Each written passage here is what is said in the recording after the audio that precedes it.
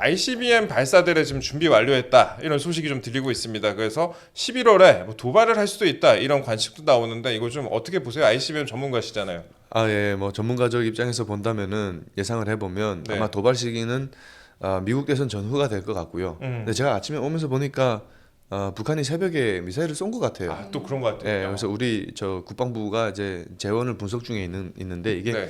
ICBM급을 쐈을지는 잘 모르겠지만은 근데 이제 어제죠. 어제 그 국회 정보위 국정감사에서 이제 발표가 됐는데 국정원이 보고한 바로는 북한이 이제 ICBM 발사대를 준비하고 있다. 그리고 핵실험도 이제 차곡차곡 준비가 다 돼 있다. 이런 얘기를 했습니다. 예. 제가 봤을 때는 이제 북한이 미국 대선을 전후해서 미국과의 어떤 협상 카드로 내보낼 수 있는 ICBM이라고 한다면은 지금까지 보여준 적이 없는 최대 규모의 괴물 ICBM을 네. 테스트할 가능성이 높다. 그것은 다탄두 ICBM이 될 것이고요. 예. 그것을 이제 예고하는 예고편을 한번 한 9월쯤에 김정은이가 보여주긴 했어요. 아. 발사 차량을 보여줬는데 예. 바퀴가 한쪽만 12개, 그러니까 12축. 예. 그 발사 차량을 보여줬거든요. 지금까지 나온 것 중에 제일 큰 발사 차량이죠. 아. 우리나라의 괴물 미사일이라고 하는 햄머5의 예. 바퀴가 9축입니다. 아. 그리고 북한이 지금까지 보여준 그러니까 전 세계에서 제일 큰 ICBM이 크기로 예. 그게 화성 17형이거든요. 네. 근데 이게 11축입니다. 예. 그러니까 이보다 더 큰 거 보여주겠다 이거죠. 한 축씩 더 붙은 거네요. 예. 네. 그래서 그거 하고 그 다음에 이제 그게 이제 테스트될 가능성이 있는데 사실 북한이 다탄도 ICBM을 지금까지 2번 테스트했어요. 2번 테스트했는데 둘 다 실패했습니다. 네. 그래서 이번에 만약 한다 그러면은 기술을 보완해서 할 것인데 만약에 러시아로부터 이번에 그 이에 관련된 기술 지원도 받고 있다라는 이런 시그널도 보낼 것 같은 그런 느낌도 들어요. 혹시라도. 그리고 또 저 핵실험 관련해서 핵실험 가능성도 좀 있다고는 보는데 하게 되면 아마 작년 3월에 공개했던 화산 30일이라는 전술핵 탄두 실험을 할 것 같아요. 예. 이건 폭발력이 작습니다. 그래서 실제 전쟁에 쓸 가능성이 아주 높은 무기죠. 한 1킬로톤 정도가 되는 거거든요. 전술핵 실험은 또 어디 풍계리 이런 데서 풍계리에서 예. 지금 이제 준비가 다 돼 있는데 예. 사실상 풍계리 핵실험장이 2017년에 그 북한이 수소폭탄 핵실험하고 나서 그 지반이 많이 약화됐어요. 아, 여진도 많이 남아갖고 네. 이게 핵실험을 더 하게 되면은 혹시라도 백두산에 화산 폭발이 유발될 수도 있다 이런 경고도 있거든요. 예. 그래서 폭발력이 강한 건 하기 어렵다 예. 이런 생각이 들어요. 네. 그래서 한다면은 전술핵 탄두 실험이 되지 않을까. 일단 좀 말씀 많이 하셨는데 네. 안 그래도 이제 말씀하신 걸 저희가 좀 찾아보니까 합참이 오늘 오전 7시 15분경에 이제 약간의 발표를 했습니다. 북한이 동해상으로 미상의 탄도 미사일을 발사를 했다 이렇게 전했는데 지금 이제 미사일 기종하고 비행 거리 같은 자세한 재원을 분석하고 있다고 합니다. 근데 이 부분이 이제 ICBM이 될 수도 있고 또 다른 실험이 될 수도 있을 것 같은데 이 부분도 한번 저희가 지켜봐야 될 것 같습니다. 이렇게 일단 말씀을 하셨고 그러면 저희가 이제 파병 관련해서도 좀 말씀을 여쭤볼게요. 이제 탈북민 출신인 만큼 네. 이게 아마 이런 질문 많이 받으셨을 것 같은데 파병 소식 이거 처음에 듣고 어떤 생각 드셨어요? 이게 이런 일이 있을 수가 있나 이런 생각하셨을까? 제가 한 두 가지 정도의 생각이 들었는데 우선 감정은 네, 좀 분노를 느꼈고요. 분노. 그리고 한편으로는 너무 불쌍하고 이 친구들이 네, 그런 이제 감정을 느꼈는데 어떻게 보면은 명분 없는 전쟁에 북한의 그 10대 20대 그 젊은 청년들이 정말 어떻게 보면 김정은의 배를 불려줄 그 목적 하나로 지금 투입된 거 아닙니까? 네, 지금 그 최근에 그 쿠르스크 전선에서 북한군이 최초 투입돼 갖고 거의 중대 규모 단위가 이제 전멸했다라는 소식도 들려오지 않습니까?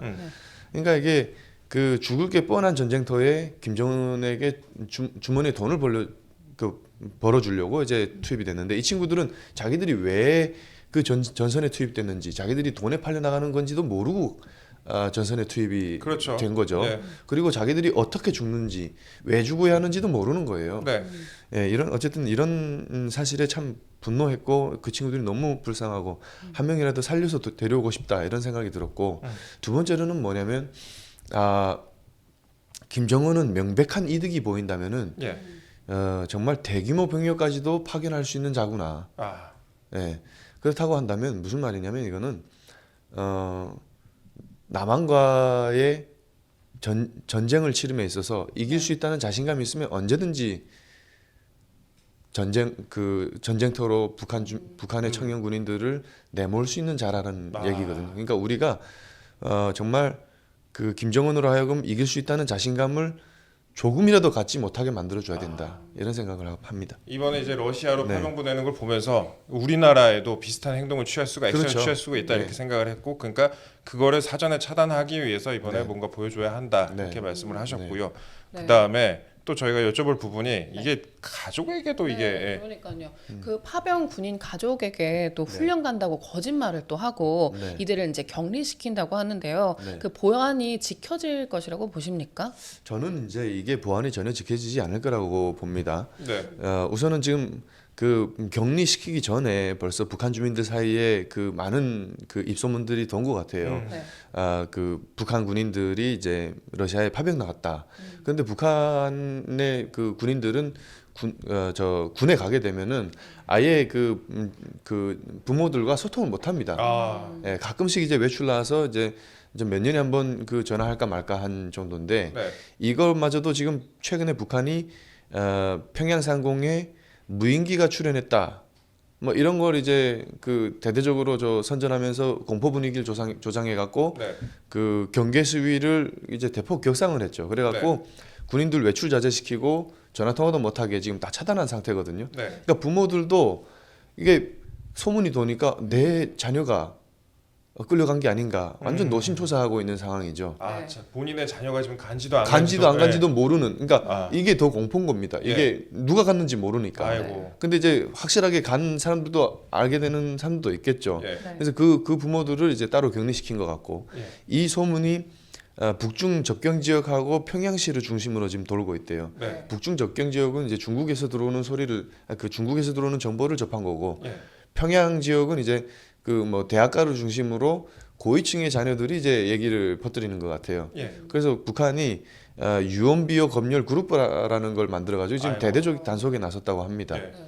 그래도 뭐 그렇게 하고는 있지만 지금 네. 우리가 이제 대북 학성기 방송을 통해서 북한군 MZ 그렇다고 세대 그렇죠. 군인들에게 이제 실시간으로 알리고 있지 않습니까? 네. 그래서 이거 다 퍼지는 거는 뭐 거의 저 시간 문제다라는 생각이 듭니다. 퍼지는 건 시간 네. 문제다 이렇게 말씀을 하셨고요. 그리고 지금 이제 보도가 뭐 서방 언론발로도 많이 나오고 있고요. 그래서 뭐 우크라이나에서 파병 군인들이 작전 중이다 이런 보도도 나오고 있고, 그다음에 지금 뭐 10,000명 초반대로 파병을 한다 얘기가 나오는데 총 뭐 88,000명까지 갈 수도 있다. 그 이상까지 갈 수도 있다. 이런 보도도 나오는데 그 참전 규모나 앞으로의 그 진행 방향에 대해서는 좀 어떻게 보고 계세요?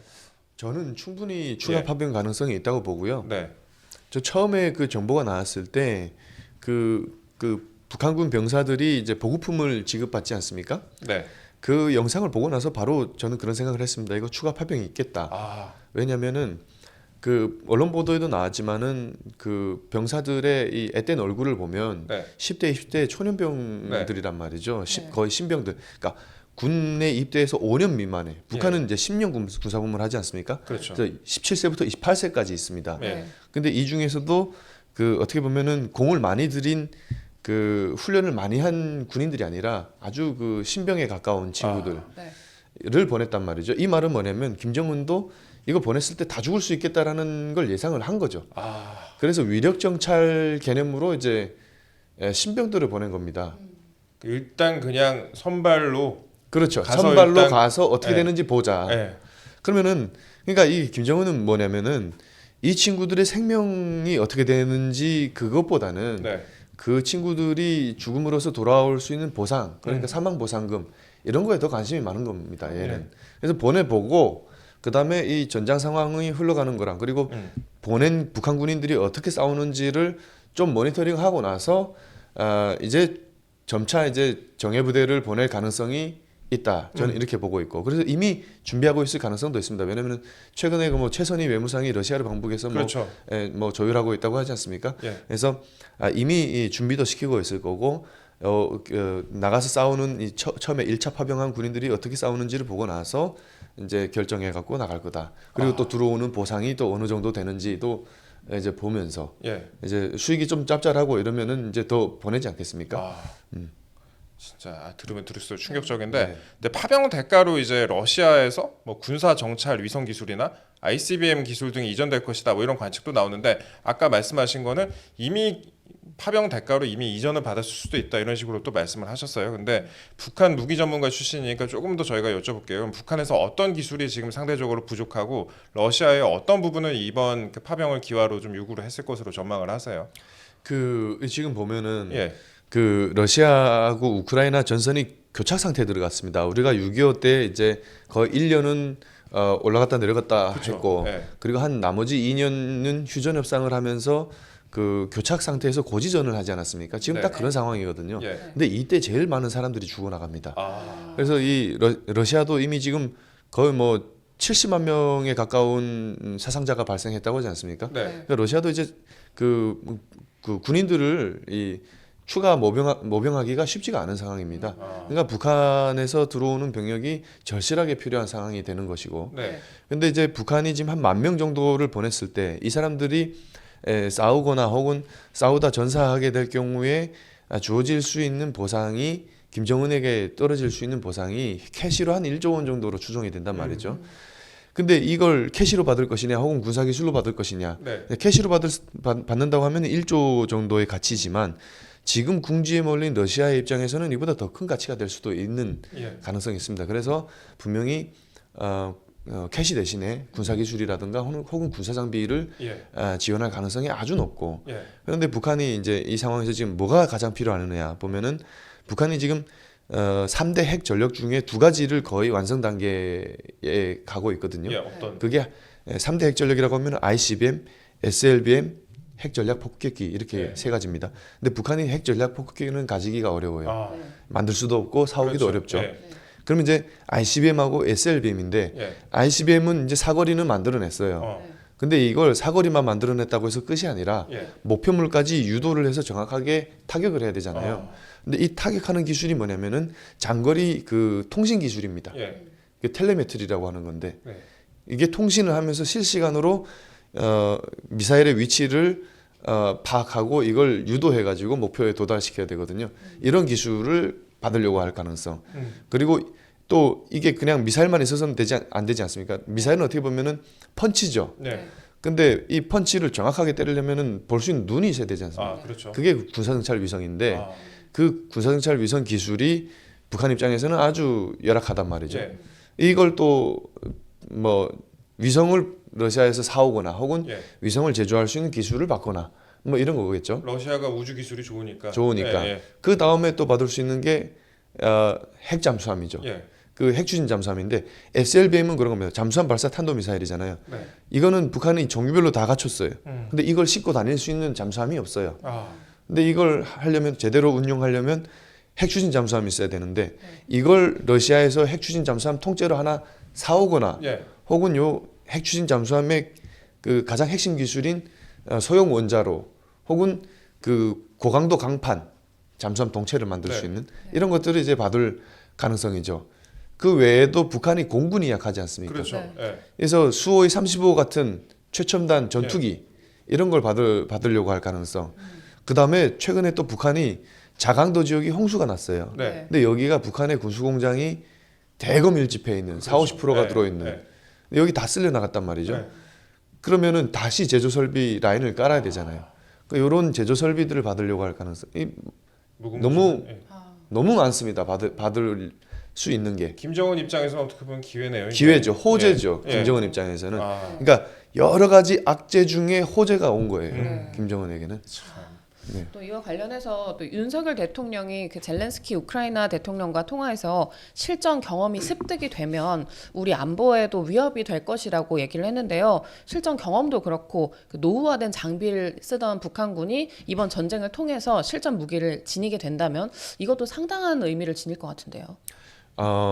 저는 그렇게 생각합니다. 저도 그 북한군이 습득해 갈 수 있는 그 실전 경험, 이거 네. 너무 무형 자산이지만은 너무 중요한 거다라고 생각을 합니다. 그래서 북한이 이러한 실전 경험들을 축적하지 못하도록 우리가 정말 적극적으로 그 견제해야 된다, 네. 이런 생각을 가지고 있고, 미군이 지구 최강 군대 아닙니까? 예. 이런 어떤 그 평가를 그러니까 그런 능력을 가지게 된 데는 미군이 최첨단 군사 장비를 보유하고 있는 것도 있지만 예. 전 세계 분쟁 지역에서 꾸준히 축적해온 그 실전 경험이 정말 중요하단 말이죠. 이게 무시할 수 없는 거고. 그래서 이제 미군이 이제 지구 최강 군대가 되는 건데 북한도 이번에 정말 이 그 치열한 전쟁터에서 그런 것들을 습득해 갈 수 있는 가능성이 충분히 있고.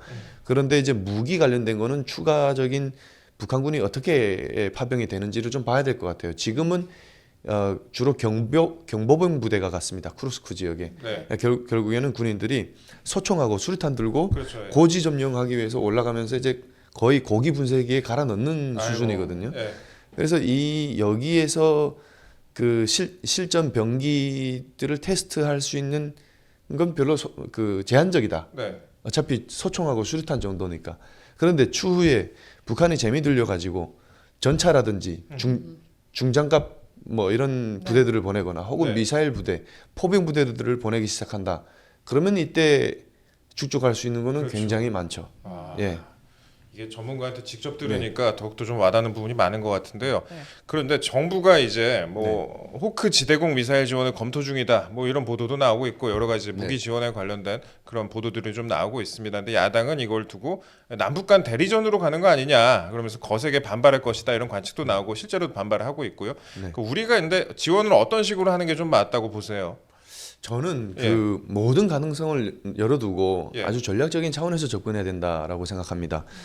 이게 왜냐면은 그 이번에 북한이 제가 앞서서도 말씀을 드렸지만은 북한이 이번 파병으로 인해서 얻을 수 있는 그 대가, 네. 그 보상이 너무나도 명백하고 그게 미래에 우리 안보에 얼마나 위협적일지 치명적일지는 예상이 충분히 가능한 게 아니겠습니까? 그렇죠. 그래서 이런 어떤 극단적인 상황을 막기 위해서 우리가 러시아를 압박할 수 있는 다양한 카드들을 보유해야 된다. 네. 그래서 러시아가 곤란할 수 있는 것이라고 한다면은 무엇이든 우리는 검토해야 된다라고 생각합니다. 그것이 뭐 심리전 수단이 됐든, 그렇죠. 뭐 네. 혹은 뭐 비살상 어떤 물자가 됐든, 그 공격용 무기가 됐든 모든 가능성을 열어두고 러시아가 북한에다가 치명적인 어떤 기술 이전이나 무기 지원하는 것을 차단하도록 압박해줘야 된다라고 저는 보고 있습니다. 그 대통령실에서도 뭐 전황을 모니터하고 분석할 수 있는 팀을 미리 만들어서 보낼 준비를 할 필요를 느끼고 있다 이렇게 밝혔더라고요. 예, 그게 이제 저는 첫 번째 수순이라고 보고요. 네. 왜냐면은 이런 것들을 압박할 카드를 가져가고 추이를 살피면서 적절하게 견제해야 되지 않겠습니까? 네. 그러려면은 우선 모니터링단이 가는 것이 맞고, 네. 그리고 그 하루라도 한 시간이라도 더 빨리 보내야 된다고 저는 네. 생각하고 있어요. 근데 야당은 근데 국회 동의 없이 국군을 파병하면 국방장관을 탄핵하겠다. 그리고 한 명이라도 파견도 사실상 파병이다 이렇게 주장을 하고 있지 않습니까? 예. 뭐 꼼수다 이렇게 주장을 하고 있는데 이런 부분에 대해서는 어떻게 좀 평가를 하세요? 저는 오히려 예. 그 야당이 꼼수를 부리고 있는 거다. 음. 그 누구의 눈치를 보고 있는 것인가? 네. 이 우리 대한민국의 치명적인 안보 위협이 될 것이 뻔한 상황에 우리 정부로 하여금 가만히 두고 보고만 있으라는 것인가? 네. 꼼수라는 것은 그런 거죠. 그 야당에서 주장하는 것은 네. 그 모니터링 단이면은 비전2 인력 아닙니까? 네. 그렇죠. 비전2 인력을 파견인데 이건 그냥 사실상 파병이나 같다라고 말하는 건데 네. 이 사람들이 지금 꼼수를 부리는 있는 거예요. 비전2 인원을 파견하는 것을 파병이라는 걸로 둔갑시켜서 어떻게 보면은 우리 국민들에게 전쟁 공포 마케팅을 하고 있는 거죠. 네. 이게 아무것도 안 하고 있으라는 게 이게 말이 되느냐. 그래서 정말 치명적인 안보 위협, 안보 이슈.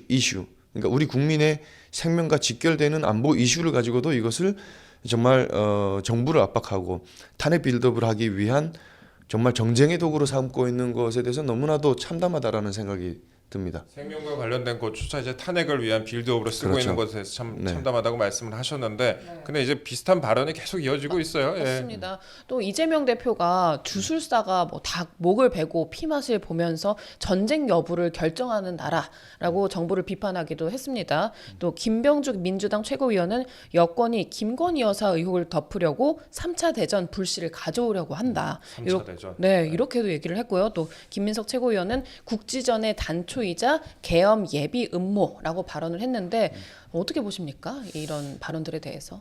정말 별 얘기를 다 하셨죠. 네. 이재명 대표부터 시작해서 뭐 남의 나라의 전쟁이다 뭐 이런 얘기를 남의 나라 전쟁에 왜 끼어드냐 이런 얘기를 하셨는데 그렇죠. 예. 뭐 제가 앞서서 말씀드렸다시피 정말 그 얼마 지나지 않아서 우리나라의 치명적인 안보 위협으로 다 되돌아올 일입니다. 과거 6.25 전쟁을까지 가지 않더라도 우리 자유민주주의 대한민국을 전 세계 18개국의 참전으로 인해서 지켜내지 않았습니까?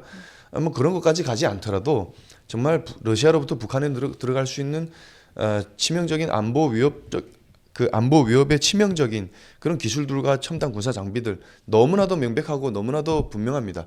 근데 그럼에도 불구하고 이런 얘기를 하는 거.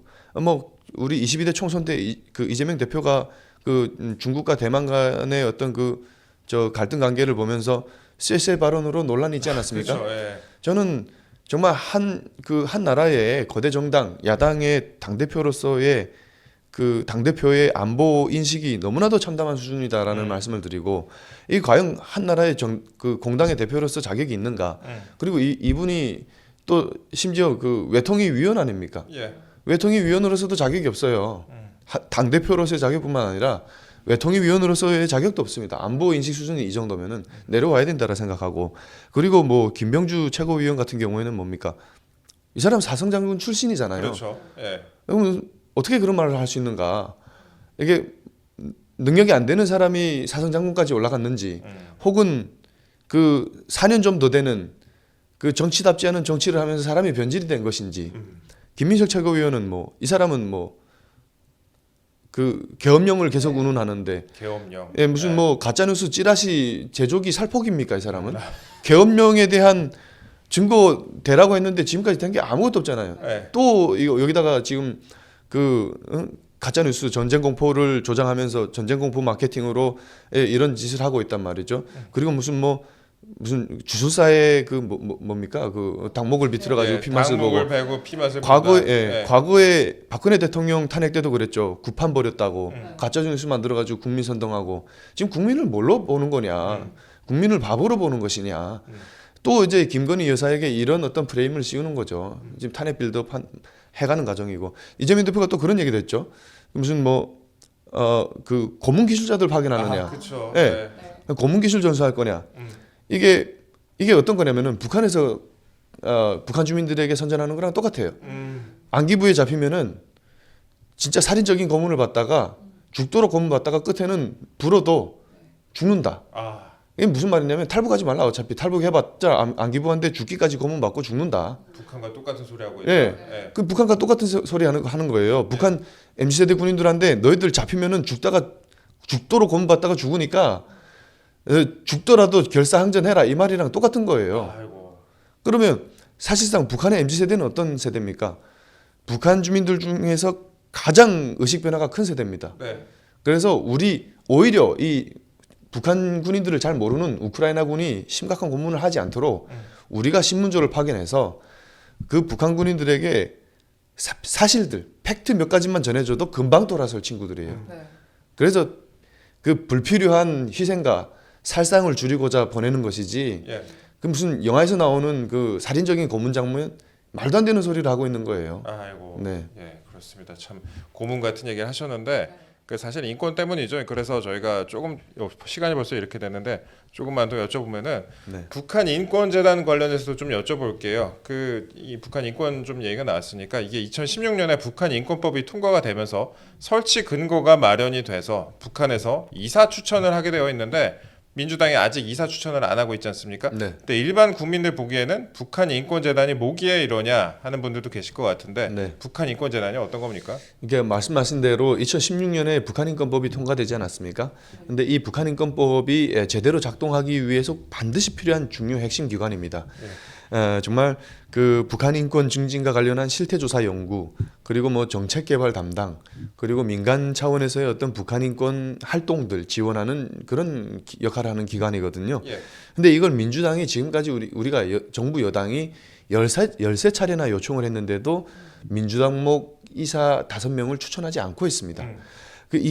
그래서 이제 북한인권재단이 지금 8년째 문을 못 열고 있는데 네. 사실 이게 민주당 때문에 그 무력화된 혹은 뭐 정말 이 표류하고 있는 기관이 북한인권재단뿐만이 아닙니다. 지금 방통위가 그렇죠. 아, 방통위. 방심위가 그렇죠. 네. 지금 헌재까지 마비 상태에 들어갔습니다. 네. 한이 다 네. 예, 다 민주당이 위원을 추천하지 않아서입니다. 후보들을 지금 완전 국가가 한 발자국도 못 나가게 작정하고 발목을 잡고 있는 것 같거든요. 이 정도면 저는 적대 세력 아닌가 막 이런 생각이 들 정도입니다. 네. 아, 예, 뭐 좀 톤 다운 하셔도 될 것 같고요. 아니 뭐 얘기하다 보니까 아니, 분노해가지고 과방위 국정감사 하시다 보니까 전투력이 올라가셔갖고 네. 좀 한이 서린 그런 부분이 좀 나오는 것 같습니다. 그럼 저희가 시간이 거의 다 됐으니까 네. 일단 그럼 이런 부분을 근데 최근에 그 여당 내에서도 두 가지를 연계해가지고 그러니까 그 특별감찰관과 그다음에 북한 인권재단 이사 추천 연계해가지고 가자 이런 얘기도 나오고 그다음에 그에 대해서 연계 없이 또 그냥 특별감찰관 임명을 하자 또 이런 얘기도 나오잖아요. 갈리고 있는데 이런 부분에 대해서 좀 어떻게 보세요? 일단 문재인 정부 당시에는 특별감찰관 임명을 안 하긴 했었는데 예. 그렇죠. 문재인 정부 당시에도 일단 네. 저 임명을 안 했었고요. 저는 이제 북한 인권 문제가 아까 제가 뭐 인권 문제라고만 얘기를 했지만 이게 단순히 인도주의적인 차원의 문제가 아니라 북한 인권 문제는 대한민국의 안보와 직결이 되어 있습니다. 네. 왜냐하면 북한 김정은 정권이 핵과 미사일을 그렇게 보유하고 하려고 하는 이유가 북한의 인권 문제거든요. 그것 때문에 이제 하는 것이기 때문에 이게 해결이 되면은 안보 이슈가 해결이 된다라는 점을 우선 말씀을 드리고 그래서 이제 정부가 북한 인권 문제는 특별감찰관 제도와 별개로 좀 너무나도 중요한 사안이다라고 얘기를 하고 있는 것입니다. 그래서 근데 이제 하도 민주당에서 안 해주니까 우리가 이제 그러면은 특별감찰관 제도랑 연결해가지고 같이 후보들 추천하자 이렇게 제안을 했던 것이죠. 그랬는데 최근에 민주당이 또 입장을 바꿨어요. 특검으로 가자고. 예, 어차피 이거 해봤자 실효성이 없으니까 그 특검으로 하자. 근데 제가 이렇게 하는 이유를 가만히 생각해 보니까 그런 생각이 들더라고요. 22대 국회 시작했을 때만 해도 국민의힘이 단일 대우로 똘똘 뭉쳤습니다. 틈이 없었어요. 예. 그래서 민주당이 특검법을 발의를 하더라도 통과될 가능성이 없었거든요. 근데 최근에 정부 여당이 약간 삐걱거리면서 이제 틈을 보이고 있는 상황입니다. 그래서 이번에 다시 김건희 여사 특검법을 올리게 되면은 이탈표가 8표 이상 나오지 않을까 이런 생각을 하고 있는 것 같아요. 그래서 지금 이렇게 하는 것 같거든요. 민주당에서 그런 민주당에서. 생각을 하고 있는 것 같다. 예. 그래서 이럴 때일수록 정부 여당이 단일 대우로 똘똘 뭉쳐서 아예 그냥 민주당이 지금 정말 헌정 질서 유린하고 정치 폭거를 지금 자행하고 있는데 이걸 막아내기 위해서라도 똘똘 뭉쳐서 단일 대우로 가야 된다. 저는 이런 말씀을 드립니다. 예, 알겠습니다. 저희 시간이 이제 꽉 찼는데 지금 저희가 오늘 박충건 의원과 함께 여러 가지 북한 관련된 이슈 중점으로 좀 다뤄봤는데요. 저희가 특히 오늘 방송 보시면은 그 박충건 의원이 북한에서 이제 과학도로서 무기 개발자로 일을 했습니다. 그래서 오늘 무기 관련된 부분 자세히 설명드린 부분이 있는데 그 부분 오늘 좀 중점적으로 여러 번 보시면 많이 좀 도움이 될 것 같습니다. 저희가 진짜 요즘 상황에서 가장 전문가를 모셔갖고는 좀 대화를 나눠봤습니다. 진짜 마지막으로 저희 시청자 여러분께 최근 상황에 관해서 좀 어떻게 느끼시는지 그 다음에 앞으로 좀 어떻게 보시는지 간단하게 한 말씀을 좀 부탁 좀 드릴게요. 네. 상황이라고 하면은 어떤 북한 파병 관련된. 북한 파병 관련해서요. 저는 우선 이제 시청자 여러분께 말씀을 드립니다. 뭐 북한이 이제 파병을 하고 그것으로 얻을 수 있는 보상에 관한 것은 제가 충분히 말씀을 드린 것 같고요. 그런데 저는 이런 생각이 듭니다. 김정은이가 과욕을 부리고 있다. 이것이 자칫 김정은이 종말을 가져올 수 있는 좌충수가 될 수도 있다라는 생각이 듭니다. 그래서 이 상황을 통해서 김정은이가 확실한 이득을 가져가지 못하도록 정말 적극적으로 대응해야 된다. 근데 그 적극적으로 대응할 수 있는 나라 그리고 가장 효과적으로 잘 대응할 수 있는 나라는 대한민국이다. 그렇기 때문에 가서 저는 한시라도 빨리 가서 전자 상황을 모니터링해서 북한군을 한 명이라도 살려서 데려와야 된다. 그런 차원에서 저는 대북 학생기 방송 그리고 우리가 잘하는 전단 이런 것들을 적극적으로 지원해가지고 북한군을 부대 통째로 기순시켜야 된다. 우리가 대북 학생기 방송을 너무나도 북한군에게 이 효과가 좋은 것은 이제 잘 알려져 있지 않습니까? 네. 이게 지금 우리가 운전병들이 운전을 해서 가게 되면은 이제 그 공격받을 수 있는 위험성이 있는데 대한민국이 또 뭡니까 첨단 전투 장비들 잘 개발하지 않습니까? 네. 하나가 무인 전투 장갑차를 개발했는데 여기다가 대북 학생기를 얹어서 우크라이나 전선에 보내가지고 북한군인들에게 24시간 방송을 하는 겁니다. 그러면 최대 효과는 북한군이 전체 부대가 귀순할 수도 있고 우리가 최소로 얻을 수 있는 거는 우리의 대북 심리전이 북한군 MZ세대에게 얼마나 잘 통할 수 있는지를 확인할 수 있다. 최소.